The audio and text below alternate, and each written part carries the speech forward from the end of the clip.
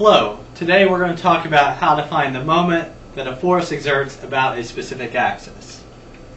So, just as a quick review, moments, or the moment of a force, is the tendency of that force to cause a rotation of a body in the form of an angular acceleration.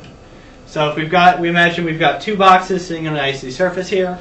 Box A, if we push in the center of box A, it'll just kind of slide along. But if I'm pushing on box B, I push on the corner of box B, not only is it going to slide, but it's also going to start to rotate. And that tendency to cause the rotation is what's known as a moment.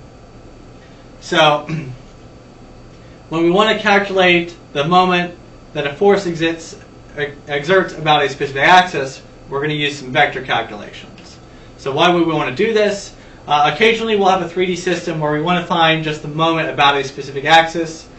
For example, if we've got a door here, I've got some force pushing on the door over here, but I want to find only the part of the moment that's going to cause the door to open. And it can open around the axis of the hinges in the door. So that I would want to find the moment that this force exerts about that axis of the two hinges. So, how would I go about doing that? It's going to be kind of two steps. We're going to follow the following process. First, we're going to use the cross product to find the moment about any point on that axis. So I'm going to take the moment about a point. I'm going to be using the position of this bottom hinge here as my point. And I'm going to use cross product. It's going to be R cross F, like we said for the vector calculations of the moment about a point. And then after I find that, I'm going to use the dot product to find the component of the moment vector that lines up with our axis of interest. So here, for this, I'm going to need a unit vector. It's a vector with a length of 1 unit in the direction of the axis. So that is going to be my u vector right here. And the u vector is pointing along the y-axis, which is the axis that the door will rotate about. So altogether, this is what this looks like. The moment is going to be u with the dot product of r cross f. So we've got two different vector operations, and we've got three different vectors. We've got the force.